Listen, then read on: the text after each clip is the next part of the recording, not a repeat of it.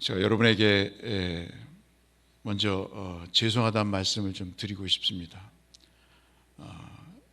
김 목사님에게 제안을 받고 평소에 존경하는 우리 원로 목사님 교회에 상당히 그 두려운 마음으로 또 어려운 마음으로 승낙을 했는데, 오늘 그 유인물을 보니까 제 설교 제목이 너무나도 세상적인 것 같아서 여러분에게 송구한 말씀을 드리지만, 우리 장로님 기도하신 것처럼 한 보따리가 12보따리가 될 줄로 믿습니다.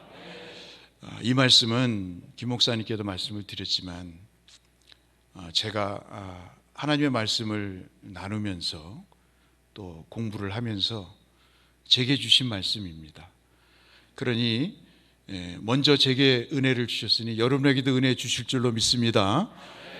여러분 오늘 정말 귀담아 들으시고, 이 말씀이 많이 설교를 통해서 들으셨지만 좀 더 다른 각도에서 말씀을 나누고자 하니, 여러분 이 말씀을 꼭 붙잡으시고 오늘 하루도 승리하시고 또 자손 대대의 축복의 말씀이 되시기를 주의 이름으로 축원합니다.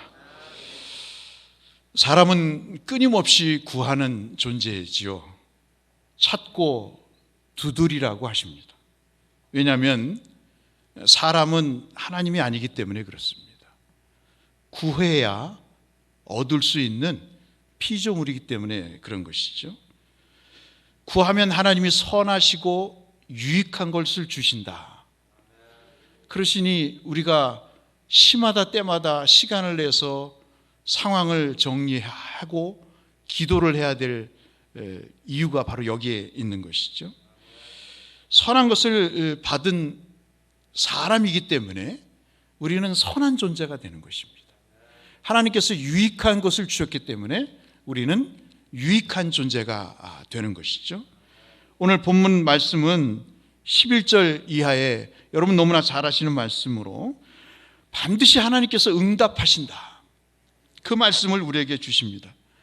제가 불신앙의 가정에서 저를 키워주신 아버님 같은 목사님을 통해 신학의 권고를 받고 하나님의 말씀을 수종드는 종으로 살기로 결정을 한 다음에, 제 부모에게서 배울 수 없었던 하나님의 큰 축복 가운데 하나가 구하면 받는다는 것이었습니다.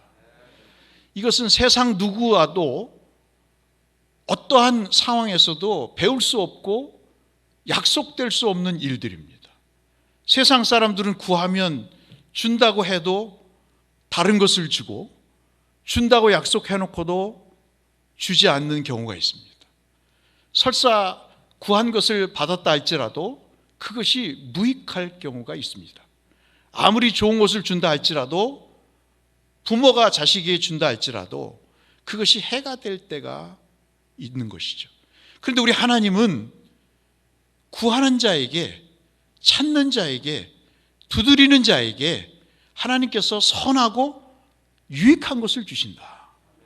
그러니 우리가 이 아침 새벽을 깨워서 이 자리에 오신 모든 분들은 하나님의 선한 것과 하나님의 유익한 것을 이미 받으신 줄로 믿습니다. 오늘 그 말씀을 통해서 여러분 한번 여러분 스스로에게 질문을 해보시죠. 이 말씀을 너무 많이 들었습니다. 생선과 뱀, 알과 전갈이 도대체 무슨 관계가 있길래 주께서 이 말씀을 하셨는가? 여러분 마태복음 7장 9절에도 그 말씀이 있으시죠? 너희 중에 누가 아들이 떡을 달라 하면 뭐를 줍니까? 돌을 줄 수 있겠는가? 참 하나님의 말씀은 쉽습니다. 어렵지 않습니다. 그 말씀 그대로 우리가 어린아이같이 믿고 구하면 하나님이 그 복을 주시는데, 우리 스스로 그 복을 외면하는 것이 큰 문제가 되는 것이죠. 자식이 필요한 것을 달라 하는데 위험한 것을 줄 부모가 어디 있겠는가? 부모가 자식에게 유익하고 좋은 것을 주는데 해로운 것을 줄 부모가 어디 있겠는가? 악한 자라도 자녀에게 그렇게 줄 알거든 하물며 하늘의 아버지께 구하는 자에게 하나님께서 성령을 주시지 않겠는가? 이 말씀을 우리에게 주고 계시는 거죠. 그러면서 여러분 마음속에 생각을 해보시기 바랍니다. 왜 하필이면 생선과 뱀인가? 알과 전갈인가? 저희 집사람이 오늘 이 말씀을 갖고 설교를 하는데 우리 본이 된 교회 가서 이 말씀이 본이 될까 모르겠네, 기도를 부탁했습니다.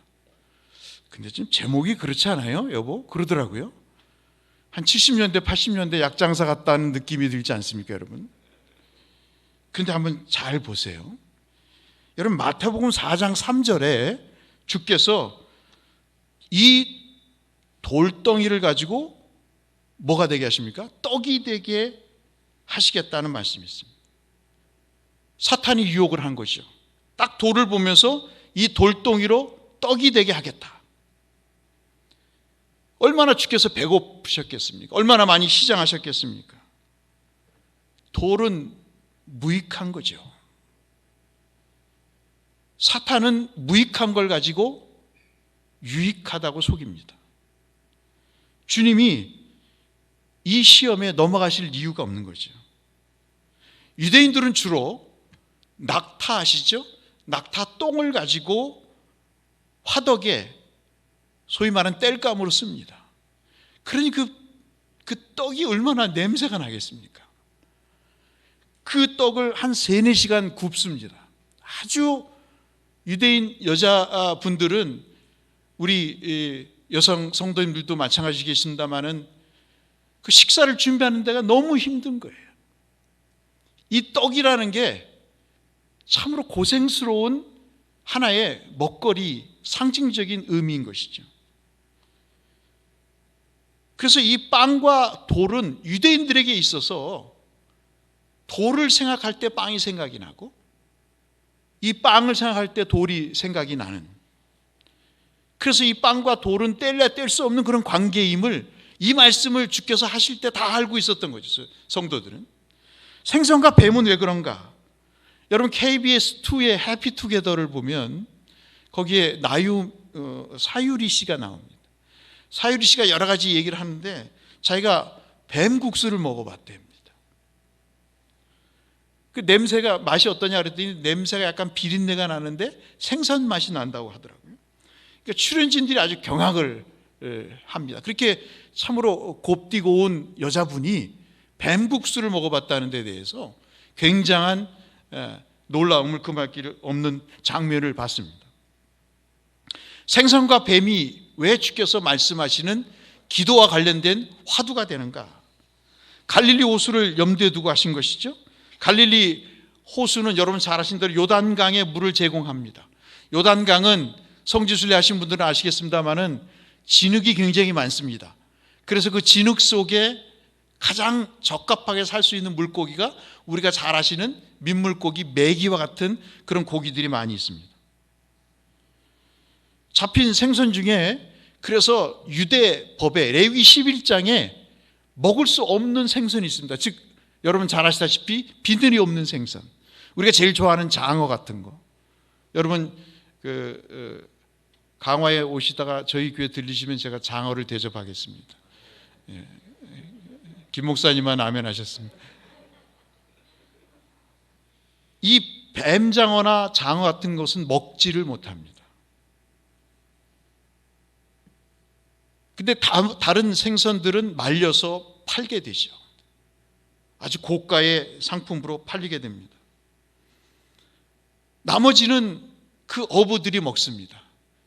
율법에 먹지 말라고 되어 있다 할지라도 그 말린 생선을 팔아서 이윤을 남겨야 되기 때문에 나머지 먹지 못하는 생선은 자기가 그냥 먹습니다. 이 사실을 주께서 아시는 거죠. 갈릴리 호수를 주변으로 사는 사람들이 어떻게 생선과 뱀이라고 하는 이 관계가 밀접한 관계인가를 아시는 겁니다. 그런데 자기는 뱀장어를 먹어도 자녀에게는 뱀 대신 생선을 준다는 것입니다. 이스라엘이 출애굽하기 전까지도 생선을 먹었지 않습니까? 여러분 잘 아시는 말씀처럼 민수기 11장 5절에 우리는 뭐 생선도 먹고 우리는 오이도 먹고 참외도 먹고 부추도 먹고 파도 먹었는데 우리가 고기를 못 먹고 산다. 불평을 하자 하나님께서 만나 매출하기를 실컷 먹도록 하시잖아요. 부활 후에 주께서 조반을 차리실 때 마가복음 14장 28절에도 보시면 생선을 구워서 제자들에게 주시지 않습니까? 오병이어의 기적도 칠병이어의 기적도 다 생선과 관계 있습니다. 생선은 이스라엘 백성들에게 주식인 거죠. 떼려 뗄 수 없는 그런 식자재인 것입니다. 그런데 뱀은 그 중에서 참 생선과 다른 의미를 담고 있는 것이죠. 생선은 유익하지만 뱀은 무익하고 해로운 것입니다. 알과 전갈은 어떻습니까? 유대인은 삶은 달걀을 굉장히 좋아합니다. 제 친구 중에 랍비가 있는데, 루빈스타인이라는 친구가 있는데, 그 친구가 저희 집에 오면 가장 좋아하는 게 뭐냐면 삶은 달걀입니다. 어떻게 그렇게 삶은 달걀을 좋아하는지 모르겠습니다. 거기다 마요네즈를 주면 아주 좋아합니다. 근데 유대인들은 삶은 달걀을 좋아하지만 오늘 본문에 나와 있는 달걀은 우리가 생각하는 그런 달걀이 아닙니다. 이 달걀은 뭐냐면 비둘기 알입니다. 닭이 너무 귀한 거죠. 그래서 이 달걀을 아무나 먹을 수가 없는 것입니다. 먹고 싶어도 팔아야 됩니다. 그렇기 때문에 이들이 대충 먹는 게 뭐냐면 비둘기 알이죠. 진흙을 구워서 비둘기 집을 지어줍니다. 그럼 그 속에 들어가서 비둘기들이 알을 낳고 그 낳은 알을 유대인들이 먹게 되는 것이죠. 이러한 사안들을 아는 주께서 알과 전갈을 말씀하십니다. 그 전갈은 뭐냐면 광야에 보면 전갈이 굉장히 많은데 특히 메마른 광야에 있지 않습니까? 그런데 그 중에 하얀 전갈이 있어요. 하얀 전갈이 딱 적이 나타나기 전까지는 몸을 구부리고 있습니다. 아주 똘똘 말아서 자기 몸을 숨깁니다. 그러면 언뜻 그 풀숲 사이에 있는 전갈이 꼭 비둘기 알과 비슷합니다. 그래서 그 비둘기가 알을 낳았나 보다 해서 그것을 손을 집는 순간 물려서 죽게 되는 것이죠. 이 사실을 주께서 유대인들이 너무나 잘 아니까, 갈릴리 호수 주변에 광야에 사는 사람들의 그 삶의 습관을 잘 아니까 알과 전갈에 관한 말씀을 하시는 것이죠. 유익해 보이지만 무익하고 참으로 도움이 되는 것 같지만 치명적인 독을 품게 되는 그런 배경 속에서 이 말씀을 하고 계시는 것입니다. 생선과 알 그리고 빵이라는 소재를 이용하셔서 호숫가 마을에 사는 사람들에게, 오늘 정왕동에 사시는 여러분들에게, 우리의 삶의 들판에 열심히 사시는 우리 모두에게 주께서 주님은 유익한 것을 주시는 분이다. 해로운 것을 주시지 않는 분이다. 주님의 선한 것을 찾으면 주께서 그것을 아낌없이 주시는 분이다. 그 말씀을 유익한 것과 선한 것과 해로운 것, 악한 것으로 구별하셔서 생선과 알과 그리고 돌과 그리고 전갈이라고 하는 이 말씀을 들어서 하나님의 선하심과 유익함을 우리에게 말씀해 주는 것이죠. 오늘 본문의 말씀은 기도의 응답에 관한 말씀이라고 말씀드렸고 여러분도 잘 알고 계십니다. 지속적으로 인내하며 구하는 자에게 하나님께서 응답하신다는 말씀이 분명합니다. 그래서 우리는 구해야 되죠. 굶주림에 허덕이는 사람에게, 갈릴리 호숫가에 모여서 말씀을 듣는 우리에게 주께서 기도의 응답을 말씀하십니다. 아니, 생선을 주시면 되고 알을 주시면 되지 왜 기도를 말씀하시는가? 그러한 형편과 사정을 아시는 하나님께서 왜 생선과 알을 주시지 않고 돌과 전갈 이야기를 하시면서 사람들에게 기도하라 말씀하시는가? 우리가 하나님을 믿으면서 오해하는 게 하나 있습니다. 그것은 하나님의 손이 짧다고 여길 때가 있을 때 그렇습니다. 저도 우리 원로 목사님과 담임 목사님은 참으로 귀한 가정의 목사님이시지만 저는 참 믿지 않는 부모 슬하에서 자라서 3대 4대 믿는 가정이 제일 부럽습니다. 이래봬도 외모는 이래도 부러울 것 없는 사람인데 제가 김은식 목사님께 제일 부러운 건 믿는 아버님, 그것도 목회자 아버님을 모시고 계신다는 것에 대해서 딱 한 가지 그것만 부럽고 나머지는 절대 부럽지 않습니다. 그런데 그게 언제 부러우냐면 어려움에 처했을 때 부러움이 나타나요. 믿는 가정의 자녀는요, 그 어려움을 이깁니다. 왜냐하면 부모로부터 하나님의 능력의 손을 경험했거든요. 그런데 저 같은 당대 믿는 사람은 그런 경험이 짧아요. 아무리 성경을 들이파도 직접 하나님, 나와 만나주시는 하나님을 내가 체험하지 않으면 사실 삶에 적용하기가 쉽지가 않은 것입니다. 그래서 어떤 때는 하나님의 손이 짧아서 나를 구원하지 못한다 하는 그런 불안과 두려움과 또는 의심 속에 살 때가 많이 있습니다. 그런데 여러분 로마서 8장 32절을 보세요. 당신의 아들을 기꺼이 내어주신 하나님, 그 하나님이 좋은 곳으로 앉으시겠는가? 오늘 새벽을 깨워서 저와 여러분에게 좋은 곳으로 주기 위해서 오늘도 알람을 맞춰놓고 오늘도 하나님 앞에 기도하겠다고 다짐하시고 결심하시고 부랴부랴 오시는 여러분들에게 하나님이 유익한 것으로 주지 않으시겠습니까? 그러니 우리는 이미 성공한 것이죠. 여러분, 이사야 49장 15절 말씀, 제가 좋아하는 말씀인데 택한 백성을 잊지 않으시겠다 그래요. 부모는 있더라고요. 얼마 전에 어머님 돌아가셨는데 댁은 뉘시오 그러시더라고요. 어디서 온 양반이십니까? 부모도 연세가 드시면 못 알아봐요. 그런데 택한 백성을 잊지 않으시겠다고 그러셨습니다. 떠나지도 않으시겠다고 예레미야 32장 50절에 말씀하셨어요. 택한 백성을 버리지도 않으시겠다고 열왕기상 6장 13절에 말씀하고 계십니다. 아버지 하나님이시죠. 그 하나님을 주께서 오늘 본문을 통해서 부각시키고 계십니다. 그런데 악한 마귀는 그렇지 않아요. 여러분, 믿음에 있어서 분별력이 얼마나 중요한지,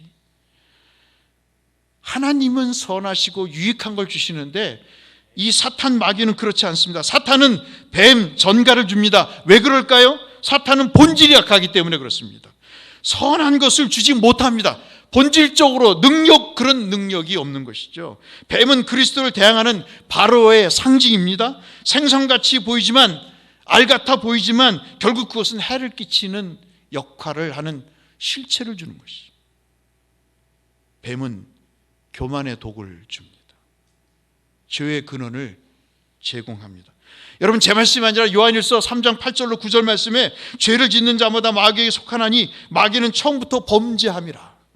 하나님의 아들이 나타나신 것은 마귀의 일을 멸하려 하십니다. 하나님께로부터 난 자마다 죄를 짓지 아니하나니 이는 하나님의 씨가 그 속에 거함이요. 여러분, 하나님의 씨가 여러분 속에 거하신 줄로 믿습니다. 그도 범죄하지 못하는 것은 하나님께로부터 났음이니라. 뱀은 악을 전하는 존재입니다. 성도는 악을 조장하고 퍼뜨리며 살아서는 안 되는 이유가 여기에 있는 것이죠. 여러분, 마태복음 18장 7절 말씀 잘 아시잖아요. 실족하게 하는 일들이 있음으로 말미암아 세상에 화가 있도다.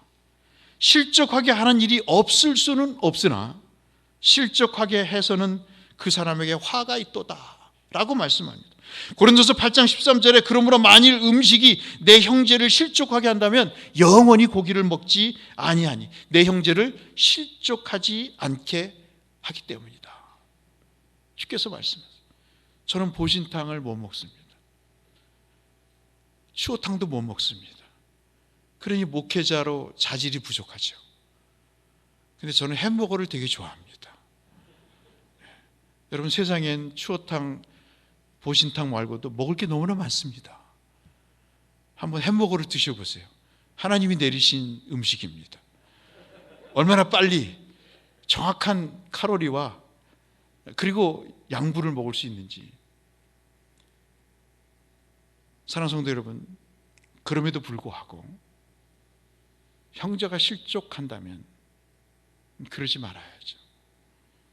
오늘 본문의 핵심은 성도는 기도라고 하는 하나님과의 관계를 통해서 선한 하나님으로부터 유익한 응답을 받고 사는 존재이기 때문에 생선과 알같이 선하고 유익한 존재로 살 수 있다는 것을 말씀합니다. 기도의 응답을 말씀하시는 거지만 그 기도의 응답을 통해서 더 구체적으로 말씀하시고 본질적으로 말씀하시는 것은 그 기도의 응답을 통해서 성도는 선하고 유익한 존재가 될 수 있다는 것이죠.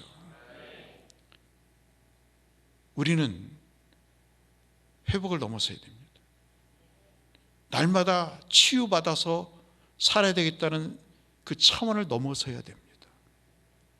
우리는 부흥으로 가야 됩니다. 먹은 게 있어야 부흥으로 가죠. 하나님께 받은 게 있어야 부흥으로 가죠. 하나님께서 주신 것이 있어야 우리가 부흥으로 가죠. 내가 고갈되고 내가 악한데 어떻게 내가 부흥을 생산할 수 있겠습니까? 생선과 뱀, 알과 전갈은 다시 말씀드리면 한계가 있다는 것입니다. 그런데 오늘 제가 드리고자 하는 말씀은 13절의 말씀이에요. 여러분, 또 한 가지 질문이 생각나지 않습니까?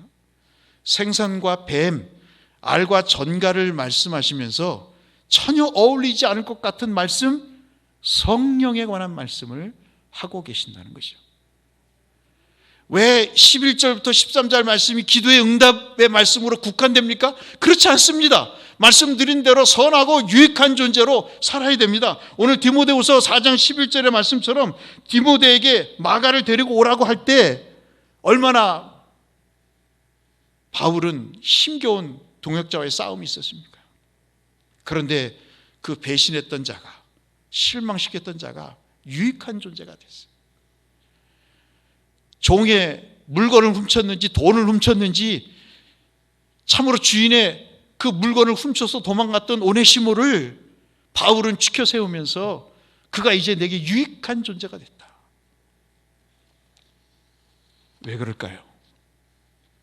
하나님이 주신 것이 있기 때문인 것이. 저와 여러분에게 주신 것이 분명히 있습니다. 우리 본이 되는 교회에 생선이라고 하는, 알이라고 하는 하나님만이 주실 수 있는 유익하고 선한 것이 여러분에게 이미 임한 줄로 믿습니다. 이 말씀을 우리가 근거로 13절을 봐야 됩니다. 13절 말씀을 다시 보실까요? 주님은 하나님께 구하는 자에게 성령 하나님을 주신다고 약속하셨습니다. 죄로 망가진 부모도 자녀들에게 생선과 계란같이 필요하고 유익한 것을 줄 수 있다고 한다면 우리 하나님 아버지는 얼마나 더 많은 것을 자녀에게 주실까? 제가 믿지 않는 가정에서 자라서 제게 주신 하나의 복 중에 하나가 뭐냐면 날마다 이런 설레임이 있는 거예요. 저는 오늘도 설교를 여러분과 함께 나누기 위해서 이 설교가 마지막이라고 생각합니다. 저는 날마다 교회에서 가끔 그런 말씀을 드립니다. 여러분과 이 설교가 마지막이었으면 좋겠습니다. 어느 권사님이 예배 끝나고 목사님, 젊으신 분이 그런 말씀 자꾸 하시면 안 됩니다 그러더라고요. 듣는 사모님과 아이들은 어떤 마음이겠냐고.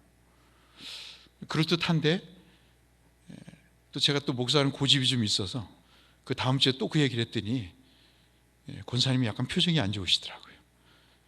제가 그냥 죽는 게 좋다는 말씀이 아니고 이 순간이 마지막인 거예요. 여러분, 내일을 어떻게 알아요? 내일을 어떻게 합니까, 여러분? 누가 보장하겠어요? 누가 우리의 삶을 보장하겠습니까? 그런데 보장되는 말씀이 있어요. 생선과 알이 우리에게 필요하지만 더 필요한 것은 뭐죠? 하나님의 성령의 역사라는 것입니다. 요한 사도가 요한복음 14장 26절, 요한복음 14장 26절에 진리의 성령이 오시면 모든 것을 가르쳐주고 주께서 말씀하신 것을 생각나게 하실 뿐만 아니라 진리로 우리를 인도하신다고 그랬습니다. 그러니 학위를 받는 것도 중요하고 훈련을 받는 것도 중요하지만 따라서 하실까요? 학위도 중요하고 타이틀도 중요하지만 성령 받는 것이 더 중요합니다. 저는 이게 너무 절박한 거예요. 이게 너무 절박한 거예요. 이 맛을 아니까 좀 못난 구석이 있어도 성령께서 깨닫게 하시고 가르치시니까 그렇게 시행착오가 없습니다. 그리고 말씀이요 정말 달아요. 하나님이 말씀의 은혜로 제게 다가오시는데 감당할 수가 없어요. 제가 거의 공부를 끝날 무렵에 연구실에 있다가 어떤 한 내용을 발견하고 소리를 쳤습니다. 그랬더니 옆방에 있는 독일에서 온 친구가 놀래서 제 문을 두들기면서 문을 열고 들어오더라고요. 사람이 미쳤는가 싶어서. 이런 일이 제가 철을 들고 나서 자주 있습니다. 목양실에서도 그렇고 그 말씀을 읽을 때마다 감정이 복받쳐 오르는 그러한 경험을 하나님이 최근에 더 많이 해주셨어요. 이 말씀도 제게 주시는 말씀이고 이 말씀도 여러분과 함께 나누기 위해서 제게 주신 말씀인 것이 분명한 것 같습니다. 요한복음 16장 13절에 우리를 진리로 인도하시며 들은 말씀을 전하시며 장차 일어날 일을 말씀하실 거라고 성경은 말씀하고 있습니다. 성도에게 가장 유익하고 선한 것이 뭘까요? 생선과 알과 떡일까요? 그렇습니다. 그러나 더 중요한 것은 세상에서 유익하다고 하는 것들을 우리가 다 누리며 살면서도 우리가 선한 존재로, 우리가 유익한 존재로 살지 못하는 이유는 생선과 알과 떡만을 추구했기 때문에 그렇습니다. 13절에 나오는 성령을 그렇게 외쳐도 자녀에게 성령 받기를 기도하는 그런 부모가 많지 않은 것이죠. 왜 한국교회가 이렇게 부흥했으면서도 선한 공동체가 되지 못할까요? 왜 하나님께 생선과 떡과 알을 구하면서도 왜 하나님 앞에 선한 존재, 하나님 앞에 유익한 존재가 되지 못할까요? 그것은 성령을 구하지 못했기 때문입니다. 저는 굉장히 비판적인 사람입니다. 여러분 보시기에 모양도 그렇지 않습니까? 사람이 날카로워 보이지 않습니까?